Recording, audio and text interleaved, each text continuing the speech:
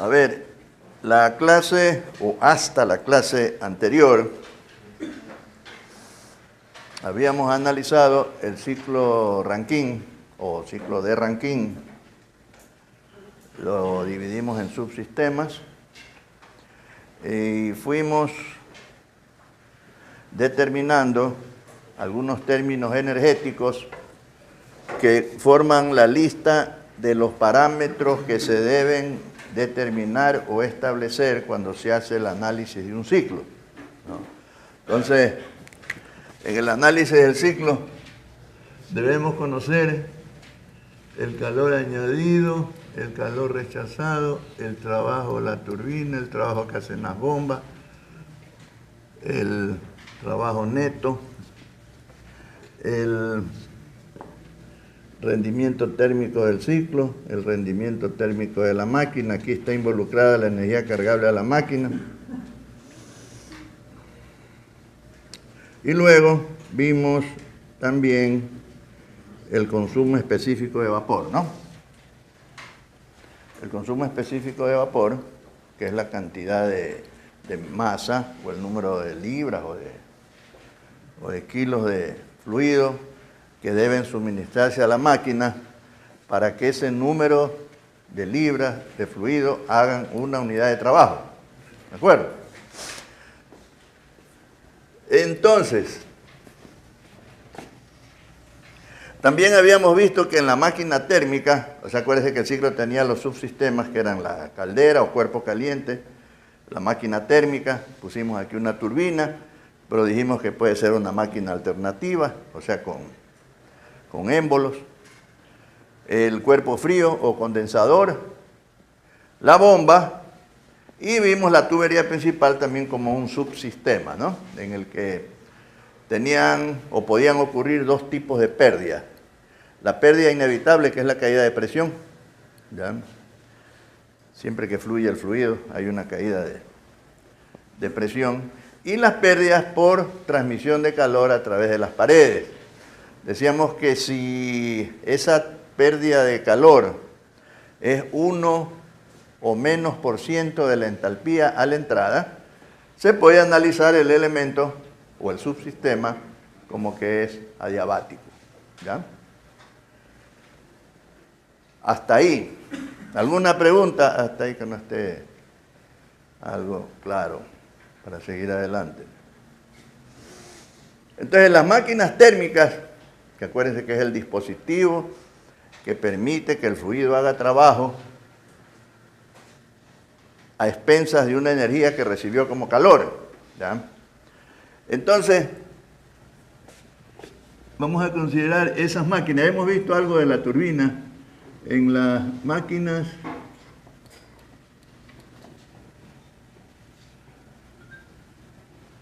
alternativas.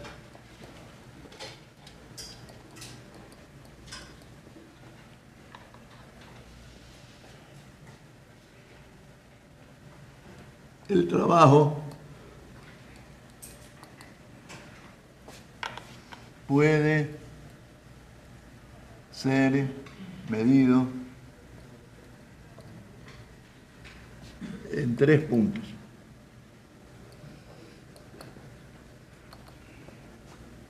¿Ya? Entonces vamos a considerar un conjunto. Aquí vamos a poner el esquema de un motor. Aquí vamos a considerar como que estuvieran que estos fueran los cilindros. Por aquí están ubicados los pistones o émbolos.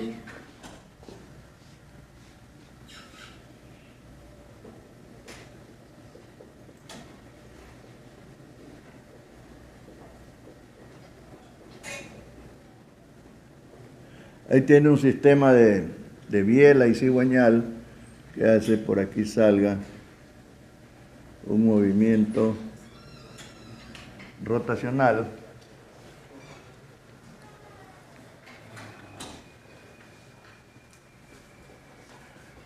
Es decir, en esta máquina alternativa, la energía que entra con el fluido, produce una expansión que es recíproca, es alternativa, ¿ya? Y convierte la máquina con un sistema de brazos y palancas, convierte ese movimiento en rotación, ¿no? Este es el motor. Y aquí tiene un acoplamiento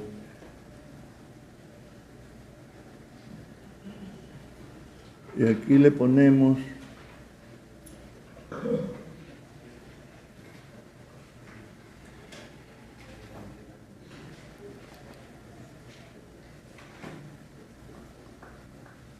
un generador y esto está cogido aquí con unos pernos. Y entonces todo esto es un conjunto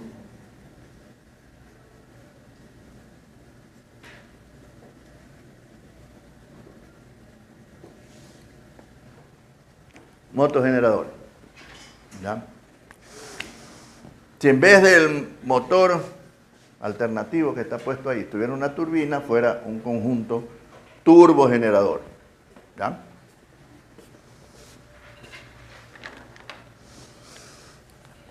A ver, este acoplamiento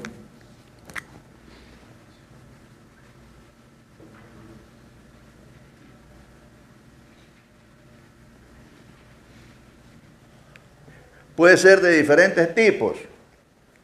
Hay unos acoplamientos neumáticos, ¿no? Hay unos acoplamientos hidráulicos, o sea, transmiten el movimiento de un eje hacia el otro hidráulicamente, el neumático a través de, generalmente de aire. Hay unos magnéticos que se están utilizando bastante porque permiten el magnético hacer una alineación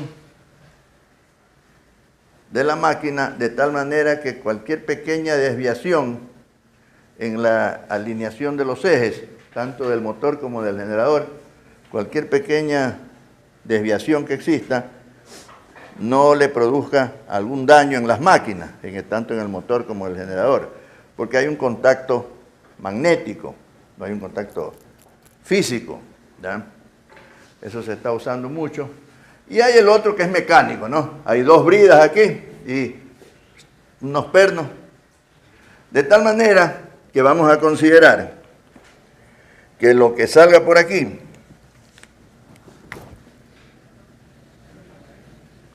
se va a transmitir para acá. Considerando que esto tiene 100% de eficiencia, ¿ya?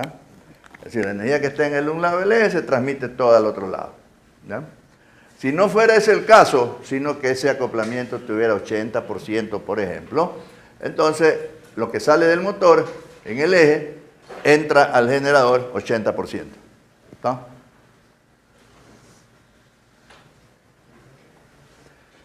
Entonces,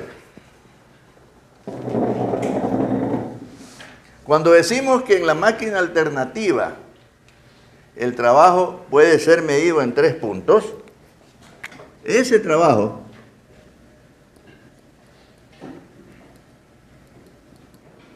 a medir sobre la máquina,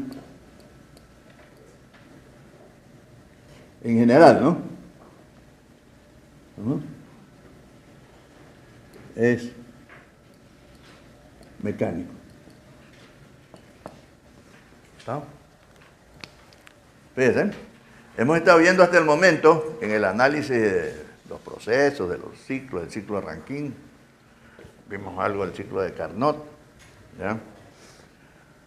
Ahí veíamos que el trabajo, el W que está en la ecuación de la energía, decíamos el trabajo de fluido, trabajo termodinámico, trabajo sin pérdidas, ¿ya?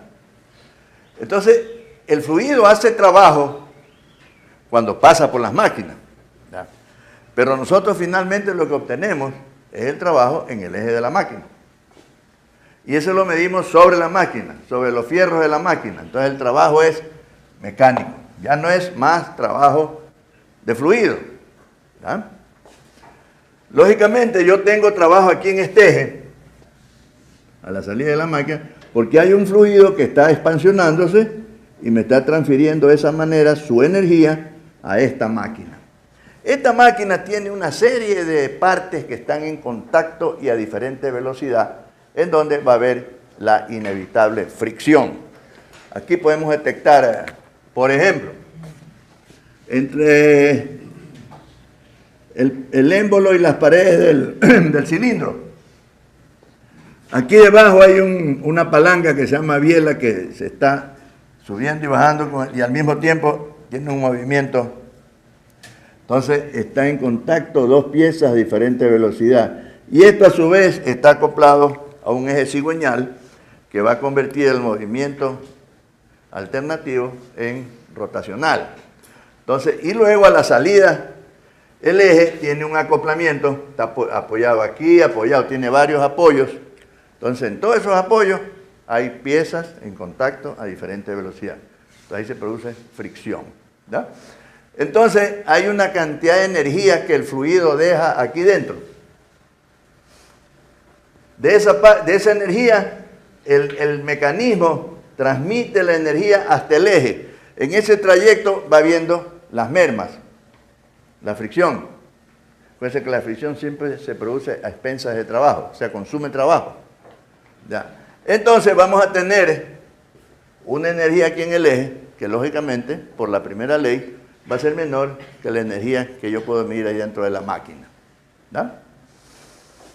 Primera cosa, cuando el fluido se esté expansionando, nosotros vemos esa expansión en un diagrama termodinámico, pero eso hace que se produzca en la máquina un desplazamiento. Hay una masa, una fuerza que mueve una masa, ¿ya? Y entonces ahí va a haber una cantidad de trabajo. El trabajo es energía. ¿Ya? Entonces yo puedo determinar en esta máquina, aquí dentro,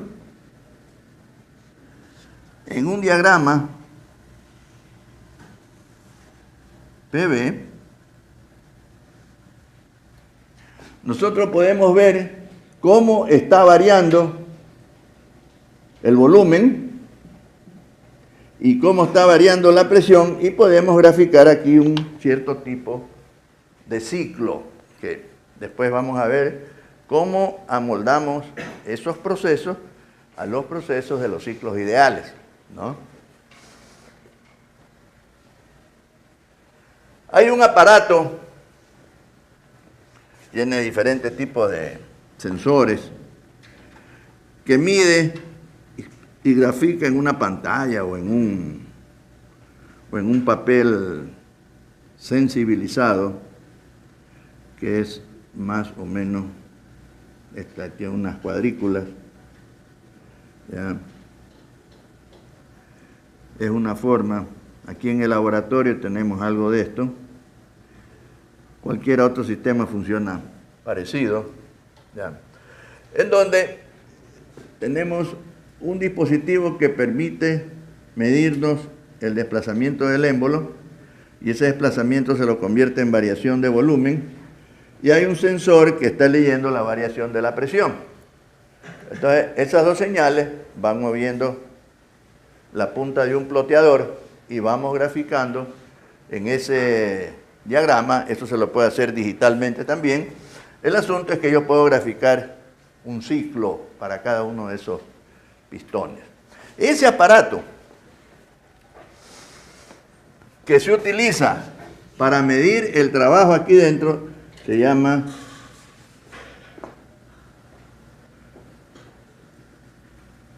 indicador PV. Ese es un indicador PV. Entonces, nosotros cogemos esto, bueno, lo que hacíamos aquí en el laboratorio, este papel sensibilizado, se lo mete en otra maquinita que integra el área. Entonces nos dice cuánto vale esta área, y entonces esa área es la energía que yo estoy obteniendo por ciclo en cada uno de esos Y entonces a ese se lo llama W sub I. Y ese W sub I es el trabajo indicado. Entonces, el trabajo indicado es el primer trabajo mecánico que se puede medir en una máquina alternativa. El trabajo indicado es el primer trabajo mecánico que se puede medir en una máquina alternativa. Y se llama indicado porque originalmente se lo determinó con un indicador PV. ¿Qué es un indicador PV? Es un instrumento que a base de la variación del volumen y de la presión grafica el ciclo sobre una superficie, ¿no? Puede ser física, puede ser digital, y obtenemos, en base a diferentes procedimientos, el área encerrada por ese ciclo que grafica el indicador PV. Y de esa manera determinamos en el PV, el área que está encerrada iba a ser P por B, ¿no es cierto? Entonces ahí determinamos la cantidad de energía que se está desarrollando en cada uno de esos cilindros, ¿ya?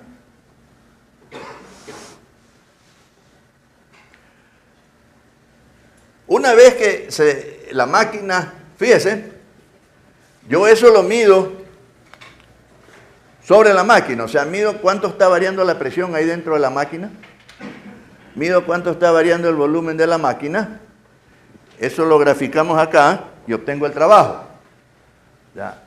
Independiente en ese momento de la sustancia que esté ahí dentro. ¿No? Ahí dentro puede haber aire, puede haber vapor, puede haber algún otro gas que se esté expansionando. ¿Ya? El asunto es que yo mido sobre la máquina esa variación de volumen y esa variación de presión y obtengo el área que se produce en un ciclo. ¿Ya? Entonces, ese trabajo lo estoy midiendo aquí dentro de la máquina, el WI. Luego la máquina tiene que trasladar esa energía por el émbolo, la biela, cigüeñal, eje, y entonces aquí a la salida tengo un trabajo WB. Este WB, que es trabajo de freno o en el eje,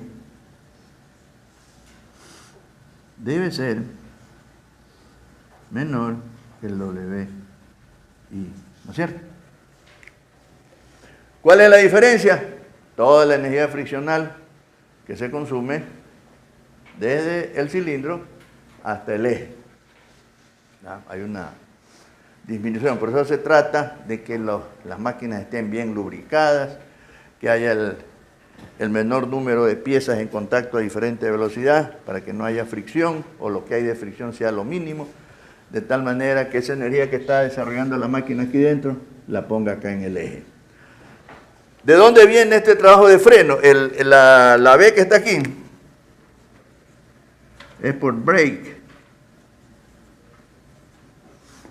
de freno. ¿Ya? Originalmente se colocó una máquina, aquí vamos a estar viendo la máquina así, de aquí para allá, ¿ves? Entonces el eje está aquí, este es el eje, ¿ya? Y entonces el eje que estaba pues girando así, ¿ves? Le colocamos unas abrazaderas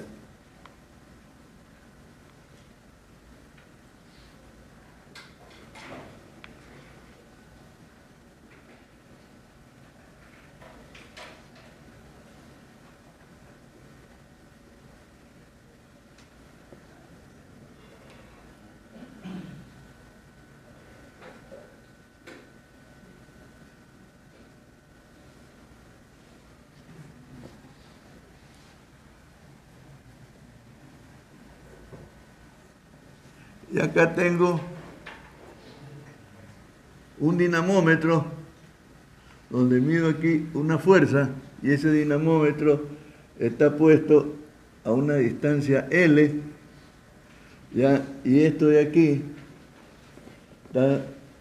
está girando a N revoluciones por minuto. Y entonces esto tiene aquí un perno atravesado, una mariposa acá, así. Entonces lo que hacemos es que hay un dispositivo aquí en los ejes, cuando se trabajan los ejes en el torno, los ejes tienen aquí en el centro un cono, de tal manera que aquí entra la punta del un lado del soporte en el torno y lo mismo del otro lado, aquí viene la máquina herramienta, va sacando la viruta. Ya, entonces en ese conito que hay ahí, hay un aparatito que tiene aquí una punta de caucho. Entonces cuando eso está rotando, se lo pega ahí y leo aquí las revoluciones por minuto que está dando el eje. ¿Ya? O puedo usar un estroboscopio, le hago una marca, entonces con el estroboscopio, con una luz estroboscópica, puedo determinar también el número de revoluciones que se están produciendo en el eje en ese momento. O sea, necesito medir esto. A esta distancia estoy midiendo la fuerza. Entonces tengo una fuerza por distancia y un número de revoluciones por minuto. Entonces ahí voy a determinar yo la potencia, ¿no?, que se está desarrollando en ese momento. Entonces, ¿qué es lo que hacemos? Comienzo con esta mariposa a apretar esto. Entonces aquí hay unas abrazaderas con unas zapatas que comienzan a hacer fricción sobre el eje. Entonces le van reduciendo el número de revoluciones. Aquí, entonces va variando la fuerza. Y entonces llega un momento cuando ya se para, entonces absorbe toda la energía y marca la fuerza máxima. ¿Ya? Entonces ahí determino cuánta energía había en el eje. Entonces, por el nombre de este dispositivo, que es el freno de Prony, ¿ya?, es que precisamente a ese trabajo en el eje se lo llamó originalmente trabajo de freno o en el eje, por la forma como se lo midió. Entonces, si aquí tengo WB y esto es 100% eficiente, aquí debe estar entrando al generador WB. Entonces, en el generador hay una salida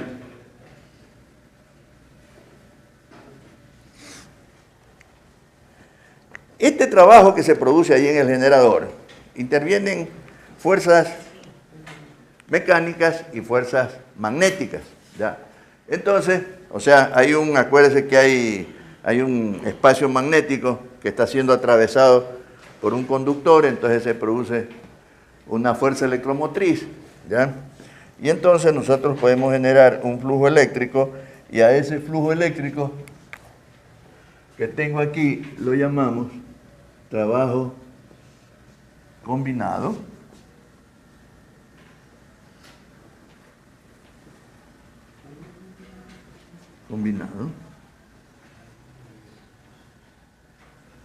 O trabajo eléctrico.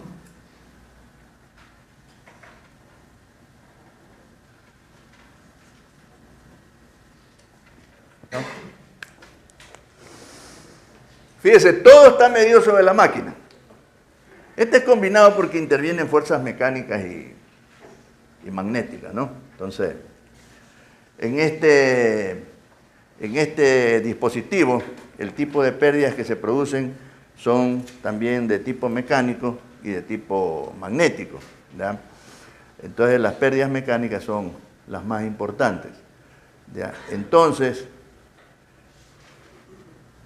estos trabajos, trabajo indicado, trabajo de freno y el trabajo combinado, son trabajos medidos sobre la máquina. Y esos trabajos medidos sobre la máquina son trabajos mecánicos, no son trabajos de fluido, no son trabajos termodinámicos, ¿ya? Entonces yo puedo escribir un rendimiento mecánico para esta máquina alternativa. El rendimiento mecánico de esta máquina sería cuánto del trabajo indicado esta máquina es capaz de poner en el eje. Vean.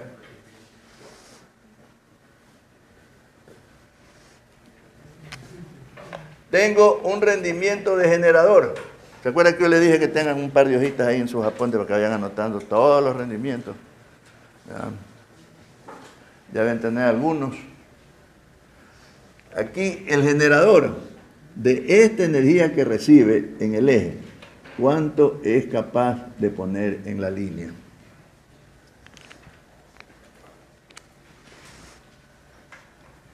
¿No?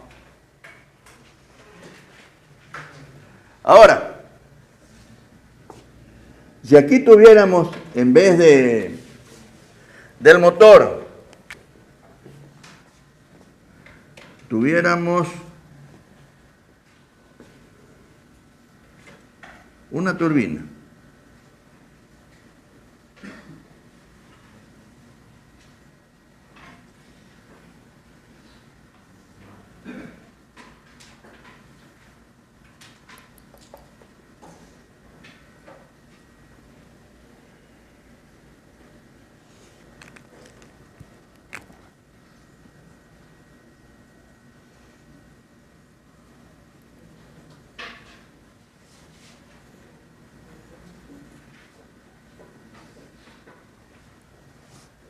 Este es un conjunto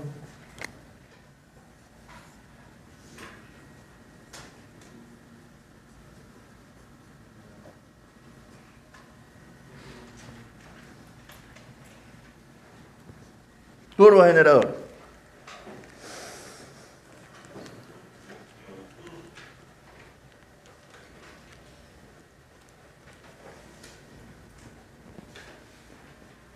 ¿Cómo determino el rendimiento mecánico de la turbina?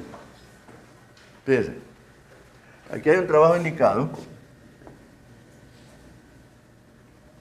y hay un trabajo en el eje. Este trabajo en el eje se debe a este trabajo de acá. Y este trabajo se produce por la variación de volumen y la variación de presión. Entonces, eso lo transmito a un indicador PV y determino el área de cada ciclo. ¿Cómo hago en la turbina? Si en la turbina pongo un sensor para medir la variación de presión, voy a detectar que aquí entra con una presión bien alta y sale con una presión bien baja. ¿Y qué pasó con el volumen? Aquí la máquina está variando de volumen, ¿ves? La turbina tiene un espacio encerrado por la carcasa y ahí dentro tiene un rotor donde están los álabes acoplados al eje. Entonces, entre ese espacio que encierra la carcasa menos el volumen que pueda ocupar el rotor, hay un espacio que queda libre. Ese espacio será el mismo, así el rotor esté parado o esté rotando. Entonces decimos que la turbina es una máquina de volumen constante, a diferencia de esta que es de volumen variable. Entonces, si hay volumen constante, entonces no puedo medir trabajo indicado. En la turbina,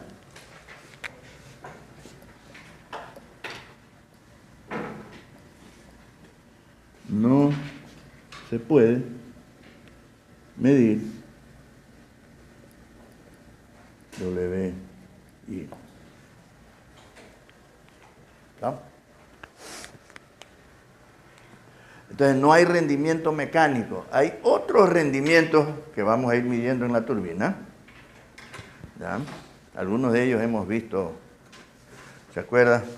Cuando vimos la expansión de 1 a 2 isentrópica y la expansión de 1 a 2 prima, entonces ya veíamos un rendimiento de turbina, decíamos. Ya la expansión real con la expansión isentrópica. ¿Ya? Después vamos a ver de ese trabajo real de fluido, cuánto la turbina es capaz de ponerlo en el eje, ¿no? Entonces vamos a ver un rendimiento real de turbina, pero no hay un rendimiento mecánico, porque el rendimiento mecánico es entre dos trabajos mecánicos. ¿Ya? Entonces, ¿cuál es el primer trabajo mecánico que se puede medir en la turbina? El primer trabajo mecánico que puedo medir en la turbina es el trabajo en el eje. ¿Está?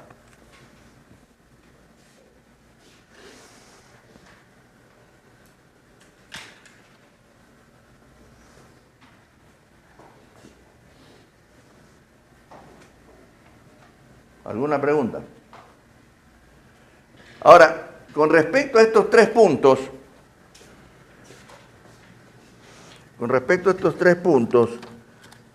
nosotros podemos medir con la información que se obtenga del fabricante, quien al hacer la producción de estas máquinas hace pruebas de banco. Entonces, nosotros podemos medir estos términos energéticos como trabajo indicado, de freno y combinado con la información que nos da el fabricante. Por ejemplo,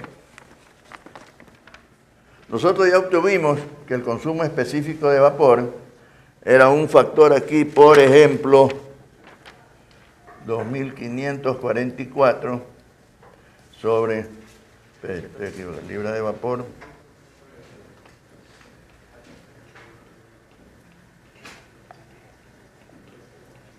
Así es, ¿no?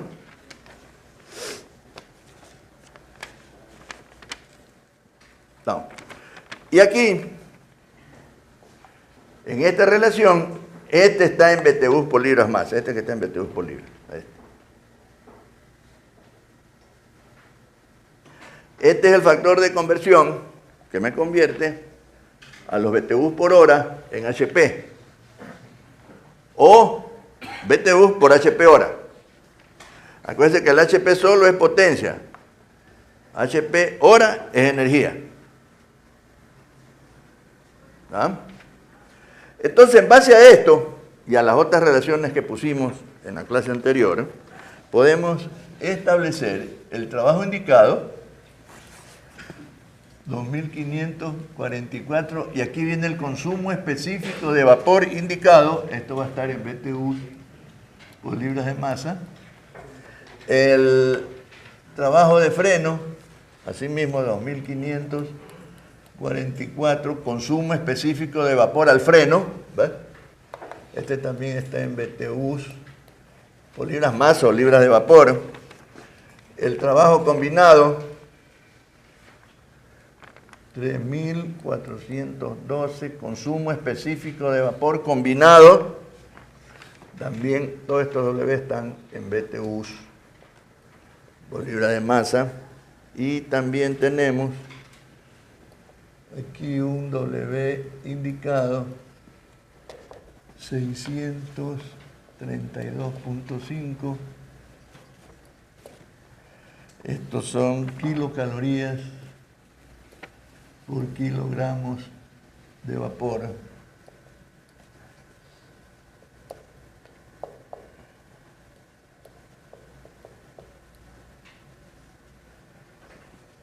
Al freno, consumo específico de vapor al freno por kilogramos de vapor.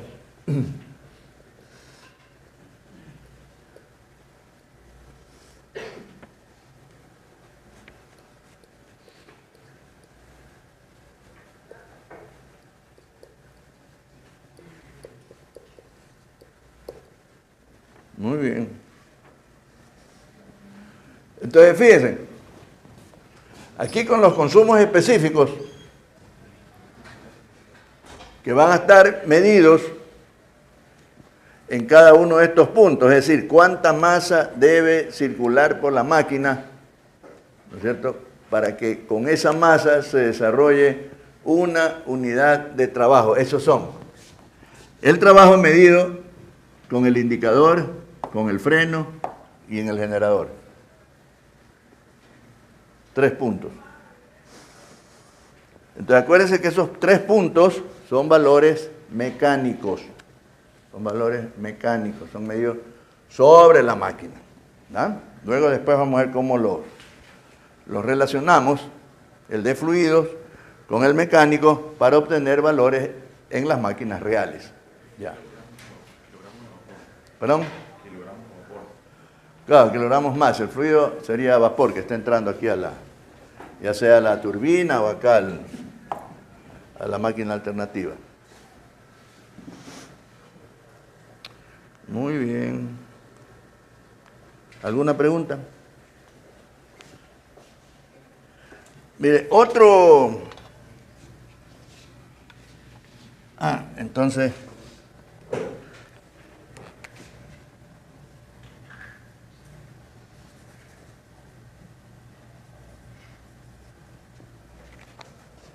Otro parámetro importante en el análisis de los ciclos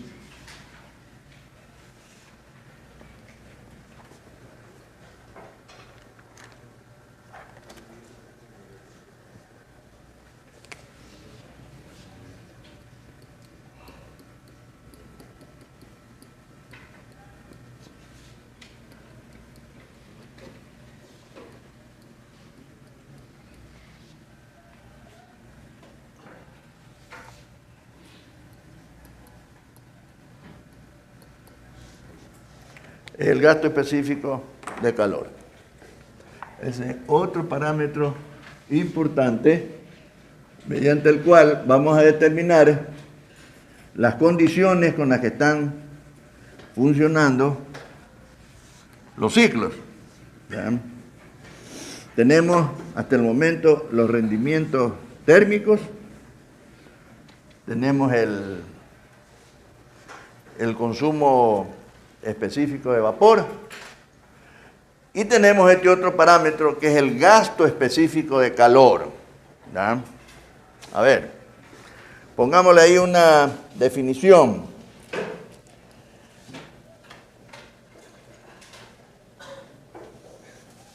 Aquí póngale 2 puntos. A continuación, de una máquina o de una planta productora, entre comillas, productora, de potencia, coma, es la energía consumida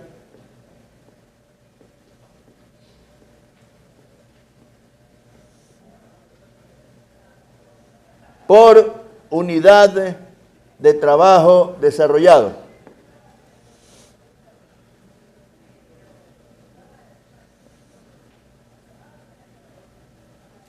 Punto.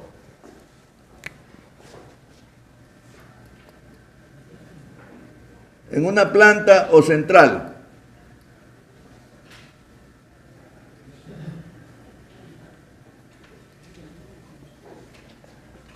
Fíjese, es la energía consumida por cada unidad de trabajo desarrollado.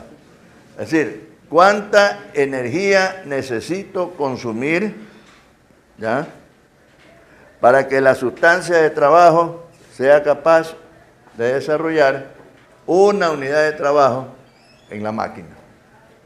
¿Ah?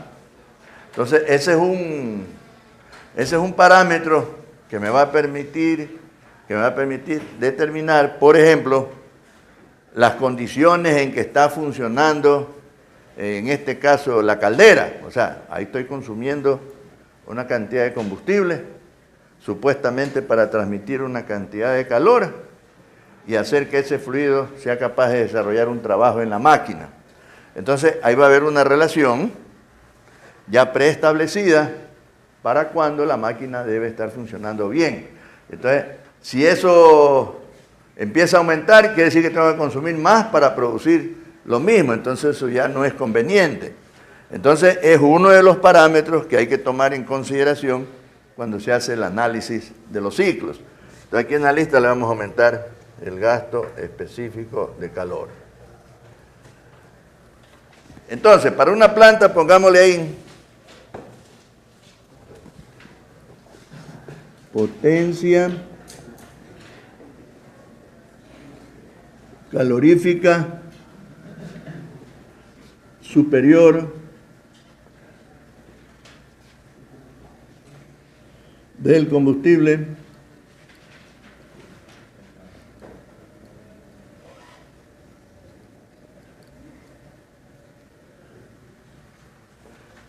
eso debe estar relacionado con trabajo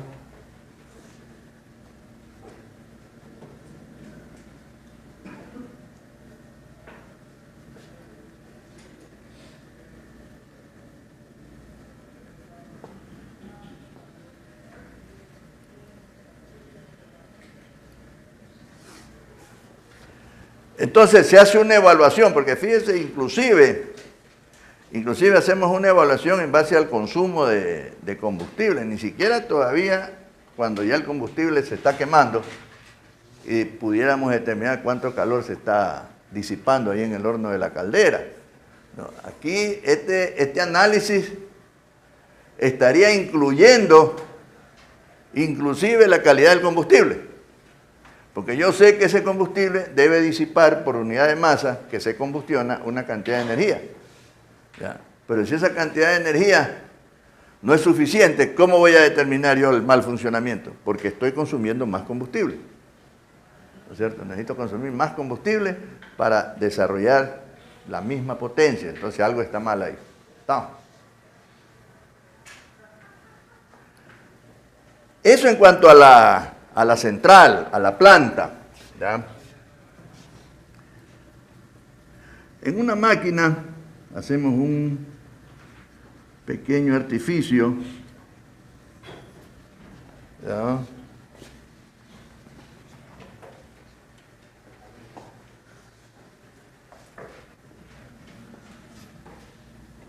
Gasto específico de calor, partimos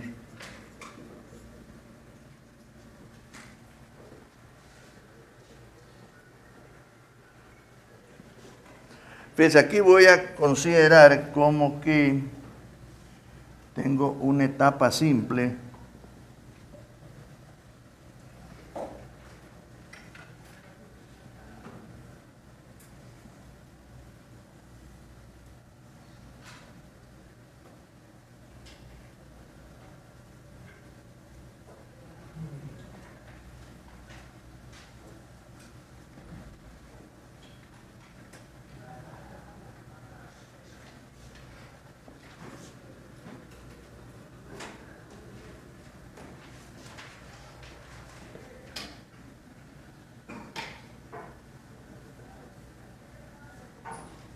Esta es presión 1 y esta es presión 2.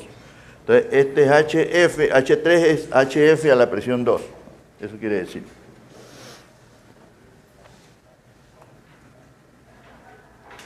¿Ya? Entonces, aquí tenemos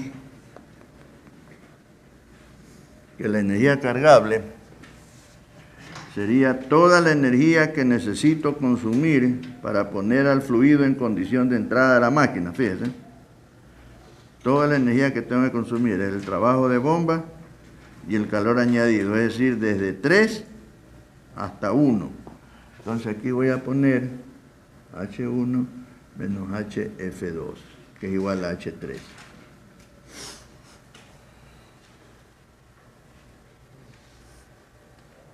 ¿Ya? Está bien. Por otro lado, W dijimos que era 2544 sobre consumo específico de vapor.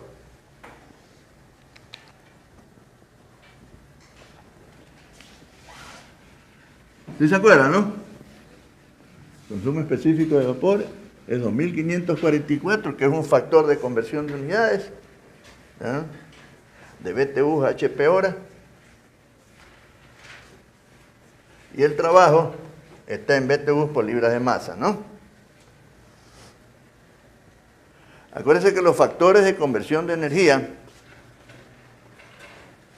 sin unidades es igual a 1. Todos los factores son igual a 1. O sea que usted puede multiplicar o dividir el valor de alguna propiedad y sus unidades van a cambiar según multiplique o divida, pero la magnitud de lo que están midiendo no se altera. ¿Ya?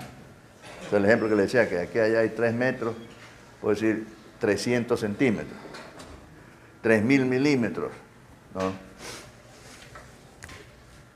Entonces, el gasto específico de calor, H1, HF2, sobre 2544, esto es igual a omega H1 HF2 sobre 2544. ¿Te acuerdas que le dije que este es BTU por hora a HP o BTU a HP hora? Entonces, y que el gasto específico de calor es la cantidad de energía que necesito consumir para producir una unidad de trabajo desarrollado. Entonces, estos deben ser BTUs por HP hora. ¿Está? BTUs por HP hora. Si yo multiplico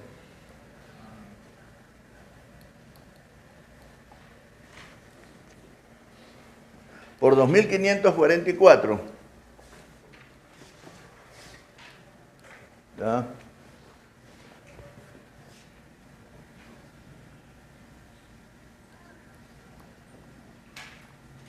Porque acuérdense que la relación dice que 2544 BTUs son 1 HP hora. ¿Ya? Entonces, para que esto originalmente como que es adimensional. Como que es adimensional. Entonces, a lo que yo le multiplico por ese factor de conversión de unidades, esto de aquí, fíjense, 2544 BTUs sobre HP hora debe ser igual a 1. ¿Estamos? Cuando yo hago esta multiplicación por este valor, esto es 1. Y entonces me queda que el gasto específico de calor es omega, el consumo específico de vapor, por H1 menos HF2, considerando el caso que fuera una sola etapa, ¿no? Y estos son BTUs por HP hora.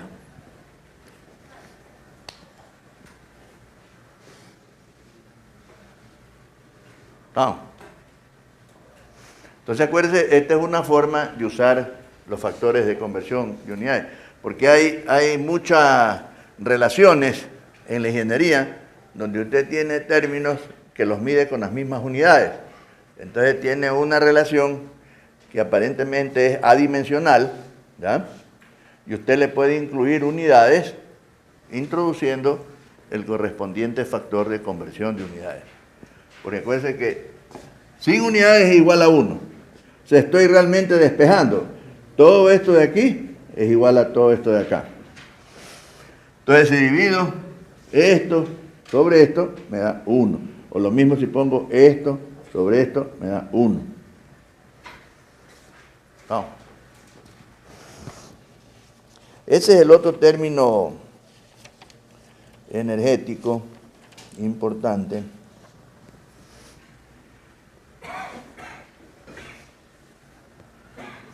Muy bien. ¿Alguna pregunta?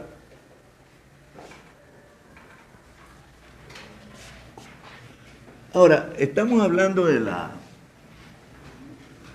máquina alternativa. Entonces, sobre la máquina alternativa, hay algunas cosas más que se pueden decir. Y sobre eso, hay una persona que trabajó bastante y sobre el cual vamos a hacer un trabajito. Este señor es James Watts. Este señor Watts que tiene bastante que ver en la ingeniería. Déjame ver si tengo algo de watts. Ya.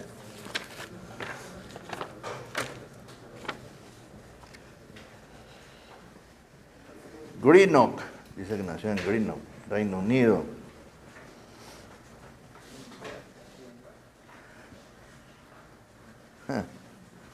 En 1736. Y se murió en 1819. Este debe haber sido uno de los hombres más viejos del mundo en esa época. Se murió de 83 años. En esa época la gente no vivía mucho, ¿no? Eran precoces. A corta edad ya habían hecho mucho, ¿no? Entonces este hombre, que en todos esos años que estuvo de vida, hizo bastante, ¿no? Él fue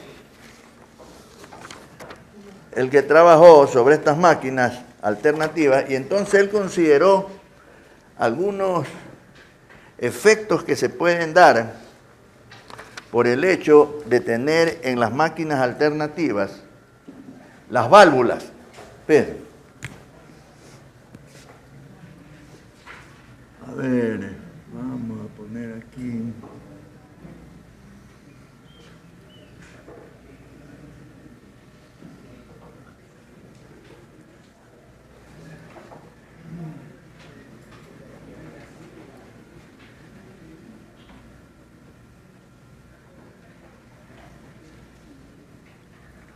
Fíjense, en las máquinas alternativas, vamos a ver si la próxima vez podemos ver algo físicamente. Los pistones, como tienen un cierto tamaño y tienen que desplazarse en este cilindro, es un poco difícil lograr que en estas paredes, que a pesar de estar hechas paralelas, este pistón o émbolo pueda desplazarse. Esto va a tener vibraciones, tiene un cierto desgaste, la forma misma como se está moviendo si es que el eje está para allá. Entonces, esto va a estar sube y baja y moviéndose así, ¿ves? Entonces, eso va a hacer que este émbolo esté cabeceando a este lado más que para allá. Entonces, si yo miro este cilindro de arriba en forma exagerada, se va a hacer así. Por la forma que esto está sube y baja y se está moviendo el cigüeñal así, en este sentido. Entonces, lo que les quiero decir es que con el tiempo el desgaste del un diámetro es mayor que en el otro diámetro. ¿Ya? Entonces, en una máquina gastada, si yo le quito ese pistón y le pongo uno nuevo, no va a funcionar bien, va a quedar como chinesco, ¿ya? Porque ya está gastado. Entonces, aquí me va a entrar el otro y va a quedar así, ¿ves? Sí visualiza, ¿no? Ya. Entonces, ese tipo de desgaste hace que esto no pueda desplazarse debidamente, ¿ya? Entonces, para un mejor desplazamiento y reducir la fricción, entonces se inventó, o sea, las primeras máquinas las hacían así, las hacían desplazar a las bravas, ¿no? Entonces, se inventó una cosa, yo le voy a poner uno nomás, pero tienen hasta 3. Una ranura circular, periférica,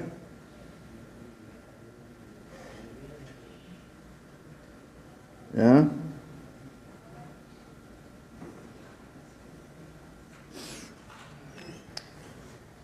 A todos los... O sea, tiene este cilindro y tiene una ranura periférica en toda la circunferencia. Y entonces, ahí coge y le meten un anillo. Entonces, ¿cómo hacen? La máquina tiene aquí una tapa, que es el cabezote de la máquina, la destapan. Entonces, ponen un aparato aquí. ¿Ya? Cuando sube el pistón, pone un aparato que coge un anillo que cuando está fabricado es así. Bueno.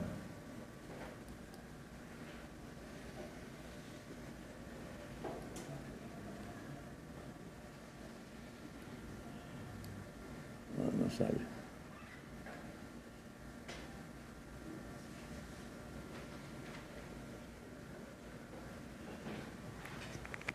Esto lo pego ahí, cerrarlo. Esto está abierto, templado, material duro, resistente al desgaste, la superficie bien terminada, lisa. ¿Ya? Entonces, se abre la máquina, esto sube con un aparato, se mete el anillo ahí, con ese aparato se lo abraza y se baja, porque si no, no hay manera de meterlo porque esto está abierto aquí. Entonces, a lo que esto sale, se coloca esta pieza ahí en esa ranura, entonces hay un aparato que va encima de esto y lo comienza a ajustar, entonces va cerrando el anillo hasta que esto queda perfectamente cerrado aquí. Entonces ahí coge, le da la vuelta a la máquina, entonces va, y así le va haciendo a los siguientes. Entonces le puse uno, pero generalmente hay por lo menos dos, porque como este queda unido en un lado, tiene que el otro estar unido en algún otro lado, para que se selle, porque si no los gases pueden pasarse de un lado de la máquina al otro. ¿Da? Primero, y cuando la máquina hace compresión, entonces si no está debidamente sellado esto, entonces a lo que comprime, esos gases de la combustión se van pasando acá a esta parte de la máquina donde está el aceite que lubrica todo esto, entonces ahí el aceite se comienza a contaminar y puede inclusive llegar un momento en donde puede producirse un calentamiento de este aceite y puede haber gases que se produzcan y producirse una combustión aquí abajo y explosionar esa máquina acá, ¿no? Entonces, por eso tratamos que por compresión y para evitar la contaminación de los aceites que están acá abajo, aquí abajo está el eje cigüeñal y ahí se mete el aceite, que cuando esto da vuelta, el aceite salpica, moja estas caras y entonces hay uno de estos anillos que cuando baja va lubricando el cilindro. Ocurre el desgaste. Se supone que primero se va a desgastar estos anillos. ¿Ah? El otro es un material más duro. Entonces se desgasta más rápido el anillo, entonces como una primera reparación se cambian esos anillos. ¿Ah? Ya después, una siguiente reparación, ya no solo hay que cambiar el anillo, sino el pistón, porque esta ranura de aquí también se va deformando. Porque este anillo, al que sube, baja, está, ¿sí? Así, ¿sí? Entonces va produciendo un desgaste también en esa ranura del pistón. Y ya una tercera reparación, pues ya tiene que cambiar todo, ¿no? Ya está gastado el anillo, la ranura del pistón y las paredes del cilindro. Vamos a ver más adelante si vemos en una maqueta exactamente cómo es que funciona esto, ¿ya? Entonces, lo que le quiero decir es que en estas máquinas hay un sistema de válvulas. Unas son para admisión del fluido y otras son para expulsión o escape. Aquí voy a poner la frontera imaginaria, aquí está el fluido.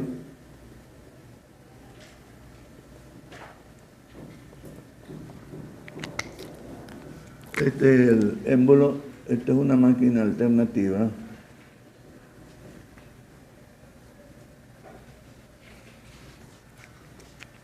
¿Ya?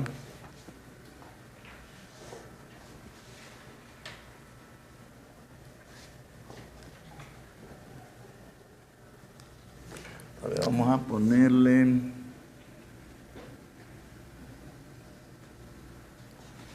un diagrama PV para graficar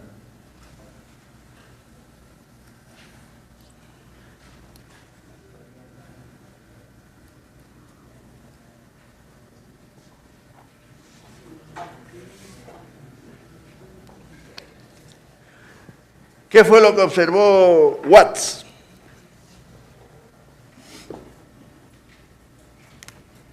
A ver.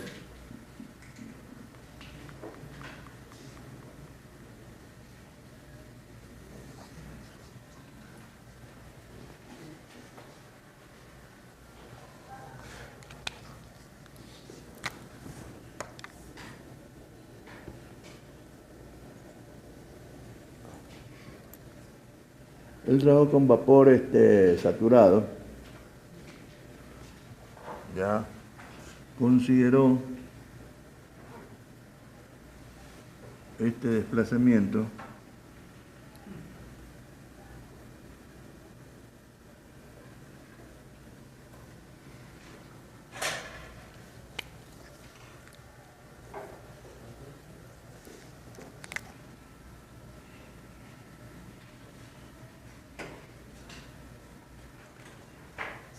ya. Ahí estamos considerando como que todo el ciclo está ocurriendo dentro de la máquina. Este señor aprovechó un poco la forma del diagrama de la forma de la línea de saturación en el diagrama PV. Entonces, él consideró que la energía que tenía que añadir al fluido era de aquí hasta acá y hasta acá, para que haga trabajo. ¿Ya? Entonces, antes de que la máquina succione el vapor está puesto en esta condición, entonces se abre la válvula de admisión. Se abre la válvula de admisión y entonces aspira el vapor hasta aquí. Se cierra la válvula y se expansiona.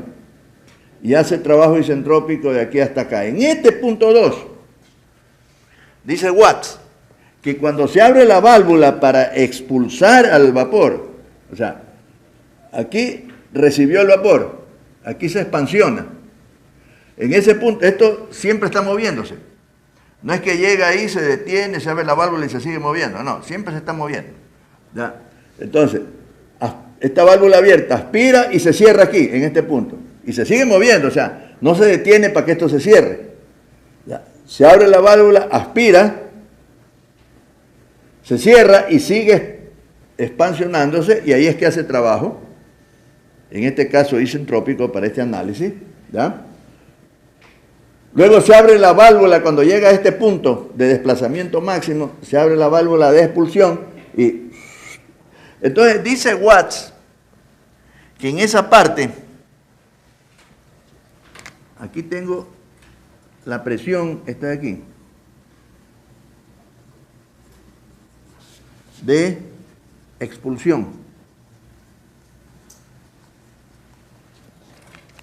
Dice que antes de que llegue de aquí a acá, dice él, se abre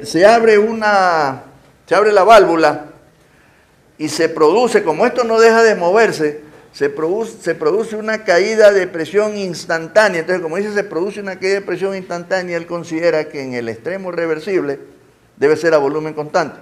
O sea, llegó aquí, se está moviendo, sí. Llegó ahí y cayó la presión. Entonces dice, debe ser a volumen constante, él asume. Y grafica de esta manera.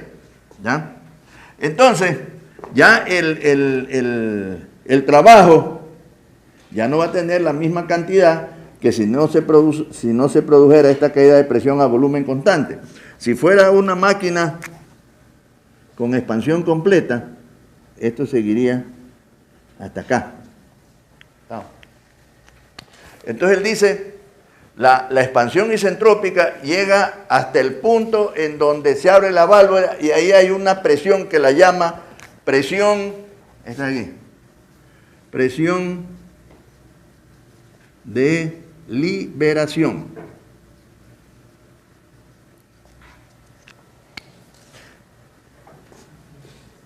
Entonces dice, hay una caída de presión y entonces yo tengo de aquí a acá un trabajo isentrópico y de aquí a acá tengo un trabajo a volumen constante.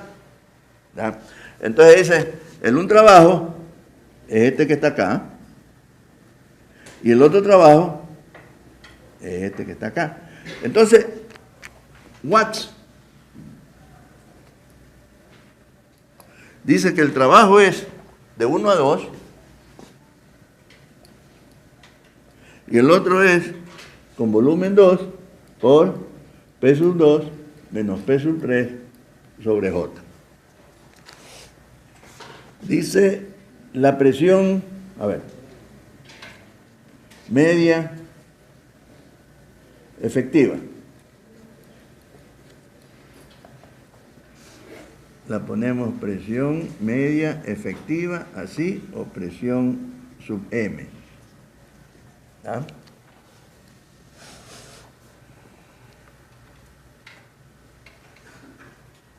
La presión media efectiva es la presión que se tendría si el desplazamiento que se hace del cilindro para producir o desarrollar la misma cantidad de trabajo fuera a presión constante. ¿Ya? Entonces, lo que hacemos es que consideramos esta presión media por una variación de volumen igual al trabajo. ¿Ya? Entonces, lo que tenemos es que esa variación de volumen de aquí hasta acá, ese desplazamiento máximo le llamamos B sub D. B sub D es volumen de desplazamiento.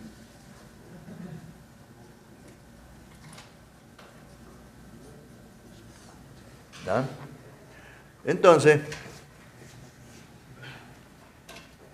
la presión media efectiva es el trabajo sobre volumen de desplazamiento.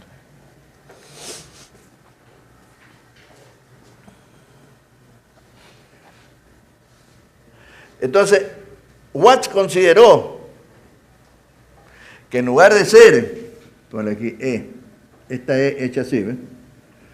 Que en lugar de ser el trabajo H1 menos HE, era H1 menos H2, más el trabajo a volumen constante desde esta presión 2 a esta presión 3. Entonces dice que eso hace que la expansión no sea completa. Entonces, esta máquina de expansión incompleta es una máquina intermedia entre la máquina de expansión completa y la máquina sin expansión. ¿Cuál sería una máquina sin expansión? Por si acaso le aparece por ahí esa pregunta. Una máquina de expansión completa es esta de aquí acá, ¿sí? Y una máquina sin expansión sería esta, póngale aquí C. No. O sea, esta es la máquina de expansión completa. Entre estas dos presiones estamos, entre esta y esta. Esta es la máquina de expansión completa. Esta es la máquina sin expansión. Pero con expansión incompleta. Y esta expansión sin expansión. Expansión completa, expansión incompleta, sin expansión. ¿Ya? Entonces, si yo quiero determinar el trabajo, el área que está detrás de esta curva, tengo que hacer el menos integral B de P. ¿Está? ¿Sí se acuerdan?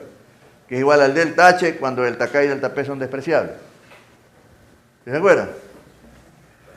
Que el área que está detrás de esta curva es el menos integral B de P, que es igual a delta H cuando delta K y delta P son despreciables. Es decir, es el área detrás de la curva de proceso. Entonces, si yo tengo una máquina sin expansión, el trabajo del ciclo es el área de este rectángulo. Si es expansión incompleta, tengo el área detrás de esta curva isentrópica más el área de esta expansión a volumen constante. ¿Está?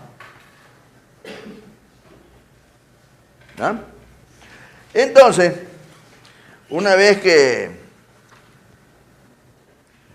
este señor desarrolló todo ese trabajo, vino el señor Rankine, que ya había desarrollado su ciclo, y entonces dice, a ver, vamos a ver qué pasa con la máquina de Watts en el ciclo de Rankine.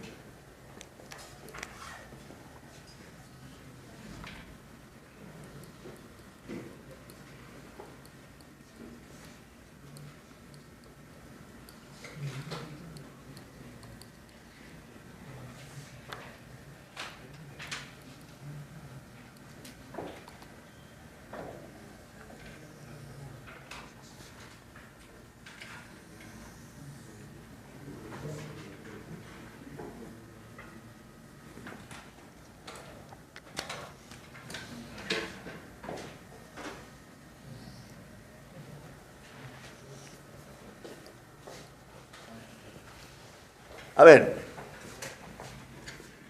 Rankine dijo, él trabajó al comienzo con vapor saturado, vamos a ponerle un poquito de vapor supercalentado, y aquí vamos a colocar esta presión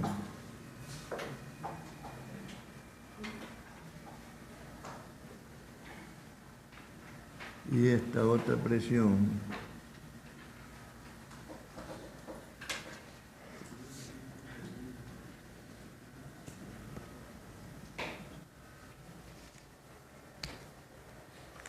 entonces dice Rankine, a ver, vamos a expansionarlo isentrópicamente de 1 a 2. Inclusive dice Rankine, a ver, y si fuera la expansión irreversible, aquí estaría 2'. ¿Ah? Esta de aquí es la presión 1, por lo tanto, esta de acá va a ser la presión P2 y esta de aquí la presión P3. Entonces ya Rankine un poquito más sofisticado, ¿no? Dice, a ver, ahí se abre la válvula. Hay una caída de presión a volumen constante. ¿Ya? Entonces la línea de volumen constante en este diagrama tiene esta forma. Es una línea que siempre tiene más pendiente que la de presión. Este es volumen constante.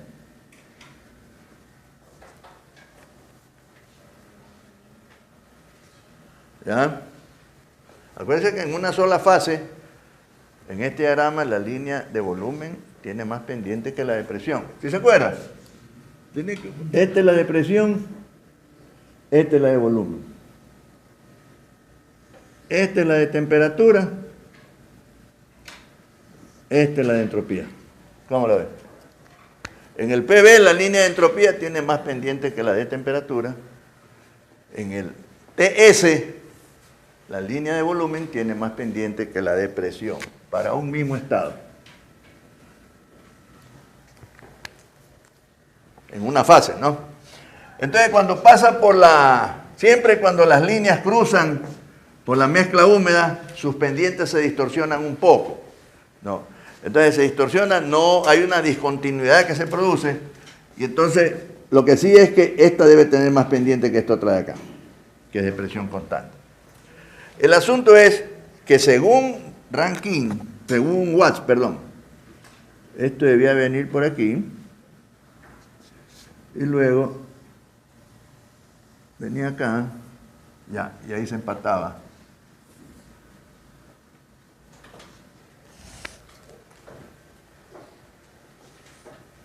Entonces, dice Rankine, esa caída de presión, que este Watts la consideró como que es reversible, dice, no puede ser reversible. Dice, todo está bien menos eso. Entonces él dice, ya, considero que esto es reversible, pero voy a considerar que en realidad lo que está ocurriendo es esto. ¿Ya? Si fuera la expansión real, entonces la línea de volumen que tengo es una línea de volumen que va a pasar por aquí. ¿Sí ves? Y voy a tener acá, no sé si se dan cuenta, déjenme orarle esta parte.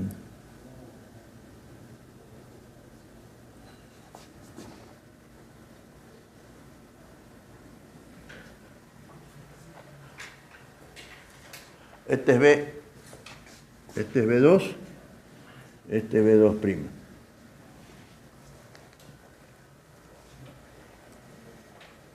Según Watts,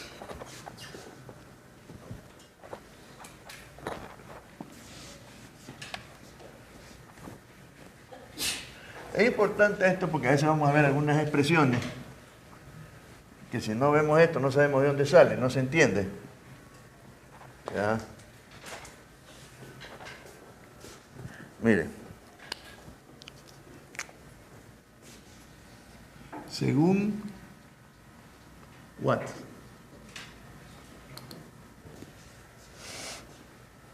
Aquí póngale 3,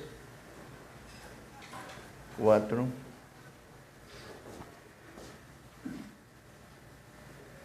3 prima.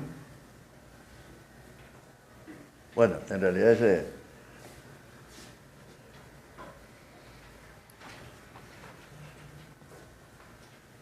esa no debiera ser, pero esa es la expansión real, ¿no? Según Watts, dice que W es H1 menos H2 más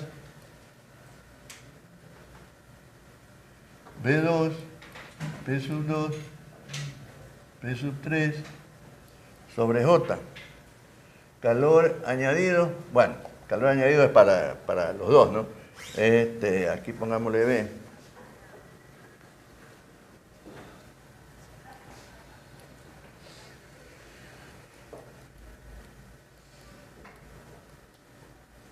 Calor rechazado sería de 2 a 3. Fíjese, le voy a escribir aquí primero calor rechazado de 2 a 3 más calor rechazado de 3 a 4.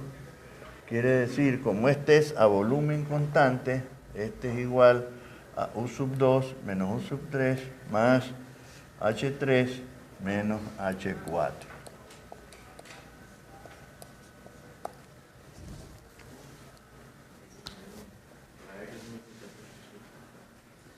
A ver, eso dijo Rankine, que no podía ser así. Digo, porque el hecho de que la válvula se abre y caiga la presión, el hecho de que yo coja eso y lo comprima, no es que la válvula se va a cerrar. No. Entonces es irreversible. Pues entonces él dijo, se expansiona isentrópicamente hasta ahí, está bien, ¿ya? Pero desde la presión 2 a la presión 3 hay un proceso irreversible, entonces hay una crecida de entropía aquí. ¿Verdad? Aquí debe haber una producción de entropía, ¿ya? Y el punto E, Rankine lo define como el estado de equilibrio de los vapores una vez que salieron de la máquina. Estado de equilibrio del vapor una vez que salió de la máquina. O sea, una vez que terminó la expansión. Él dice, se sigue expansionando, pero ya no reversiblemente. Porque hay una caída de presión. Ya no es adiabático porque ya se abrió la válvula. O sea, se rompió la pared adiabática. En el momento que se abre la válvula es cuando la presión cae de 2 a 3. Entonces, deja de ser reversible, hay un crecimiento de entropía, y ya no es adiabático porque se rompió la pared adiabática, ¿ya? Entonces, aplicando las ecuaciones de Watts, tendríamos que esos son los términos energéticos. Según Rankine,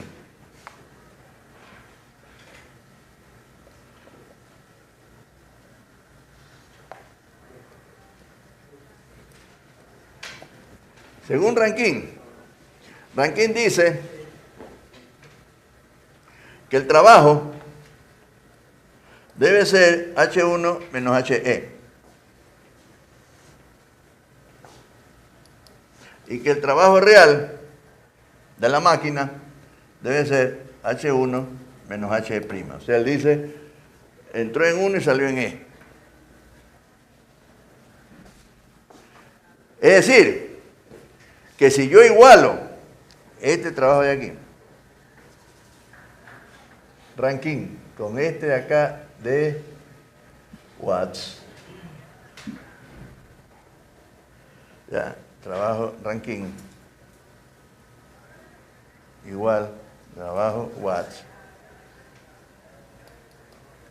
Entonces fíjense que si yo igualo esto con esto, conozco todos los valores y despejo E. Entonces puedo determinar la verdadera condición que tiene la sustancia una vez que terminó la expansión. Para eso me sirve. Ya. Yo igualo el trabajo de Rankine con el trabajo de Watts, y entonces puedo despejar el valor de HE y entonces determinar cuál es la condición del vapor en el escape de la turbina en este caso, o de la máquina que tenga ahí. ¿Ya? Otra, según Rankine, el calor rechazado, dice, este dijo que se rechazaba, fíjense, este dijo que se rechazaba de aquí a acá y de aquí hasta acá, o sea que este tiene toda esta área más esta área de acá. ¿Ah? Bueno, aquí no está exactamente a escala el diagrama, pero lo que va a ocurrir es que viene Rankine y dice el calor se rechazó desde E hasta 4.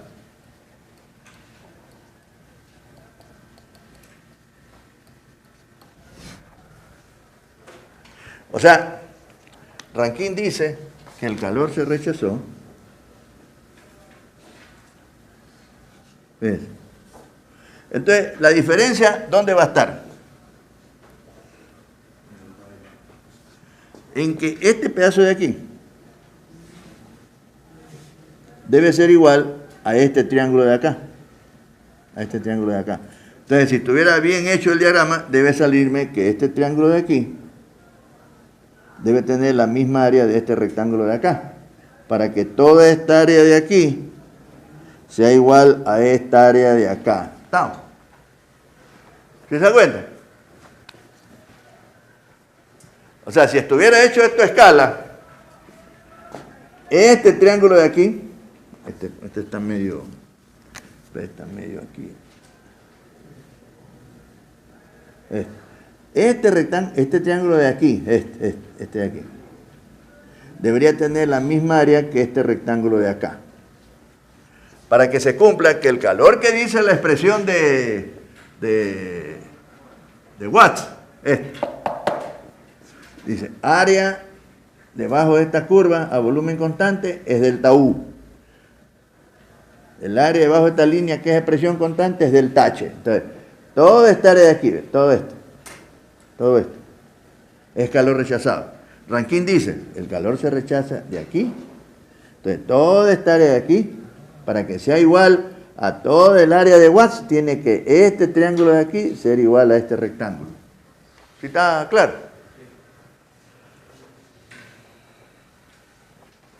Entonces, aquí ya viene este señor, dice, el calor que voy a rechazar en el ciclo real va a ser HE menos H4, ¿no? Este es real. Entonces, ahí tenemos un análisis de la máquina de expansión incompleta. Hacemos una consideración para comparar lo que sería una expansión completa y lo que sería una máquina sin expansión. ¿Ya? Watts, en su análisis de las máquinas alternativas, consideró ese efecto que ocurre cuando la válvula se abre, en donde la sustancia todavía está dentro de la máquina, se produce una caída de presión hasta la presión de escape, ¿ya? Entonces, hay una cantidad de trabajo que todavía se realiza en ese instante que se abre la válvula, pero hay ya una transmisión de calor que está ocurriendo. ¿Ya? Entonces, lo que dice Watts en su consideración es que cuando se abre la válvula, la caída de presión, como es instantánea, debe ocurrir en el volumen que existe en ese instante, por eso él asume que es a volumen constante. Y su consideración no está muy alejada de la realidad, porque cuando Rankine, considerando los procesos ideales también de su ciclo, encuentra esa analogía en los términos energéticos, inclusive usando las definiciones de Watts, él puede definir cuál es la verdadera condición, o no verdadera entre comillas, sino cuál sería la condición en este ciclo ideal de los vapores después que se expansionaron en la máquina. Que E representa el estado de equilibrio del vapor una vez que salió de la máquina, es decir, cuando terminó la expansión y va a comenzar el proceso de rechazo de calor.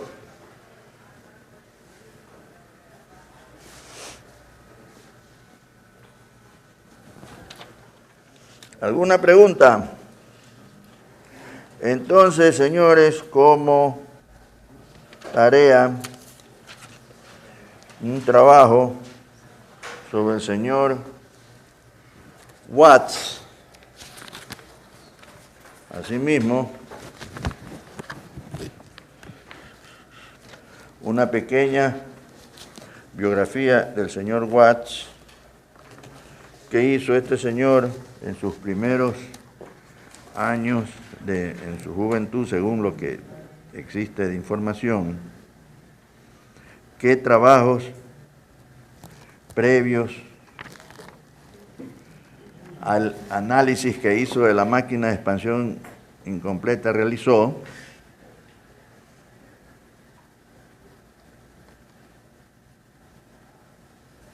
¿Ya? Y luego una explicación comparativa de las máquinas de expansión, considerando los dos extremos, la máquina sin expansión, la máquina de expansión completa y la de Watts, que es intermedia, ¿no?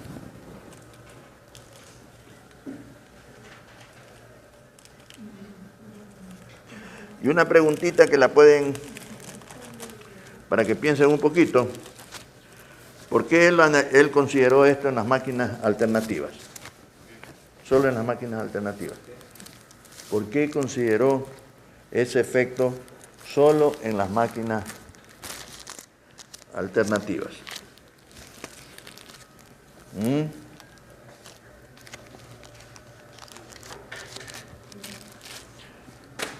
Fíjense que en las turbinas el vapor entra con alta presión y acá en el escape está acoplado un condensador con baja presión, entonces se produce un flujo.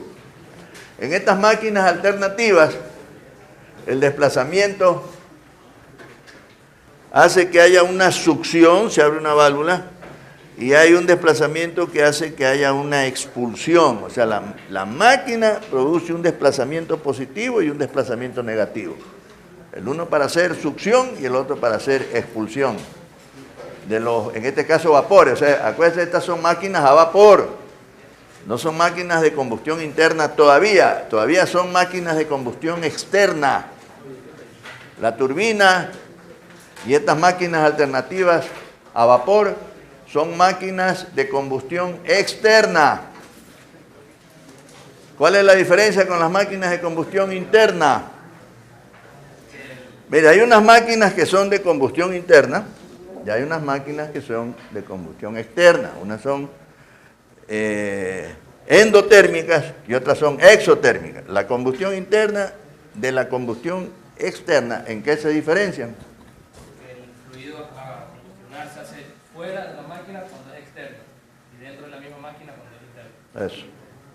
Vamos. A ver. Es decir, el proceso para añadir energía, o sea, para aumentar la entalpía del fluido, es un proceso en ambos casos que tiene origen en una combustión. En el caso de la turbina a vapor, ¿ya? Nosotros combustionamos, quemamos un combustible para añadir energía al fluido antes de que vaya a la máquina. O sea, nosotros le subimos la entalpía al fluido y con esa entalpía alta lo transportamos por la tubería principal y se expansiona en la turbina. Eso es combustión externa, fuera de la máquina. Y en las máquinas de combustión interna, como en el caso que vamos a ver en una clase posterior, más exactamente cómo funcionan, los motores, por ejemplo, en los vehículos. La sustancia de trabajo en los motores de los vehículos es aire. Pero ese aire, para que pueda hacer trabajo, necesitamos aumentarle la entalpía. Entonces, ¿qué es lo que hacemos? La máquina succiona aire, ¿ya? Y entonces lo comienza a comprimir, pero esa energía no es suficiente. Entonces se introduce el combustible y hay una chispa que lo quema, y entonces a lo que se quema el combustible, aumenta la entalpía de ese aire, entonces ahora sí hace trabajo. Entonces ahí fue una combustión dentro de la máquina. Es decir, la una fue fuera de donde hace trabajo, la otra es dentro de donde hace trabajo. No, la interna. Muy bien.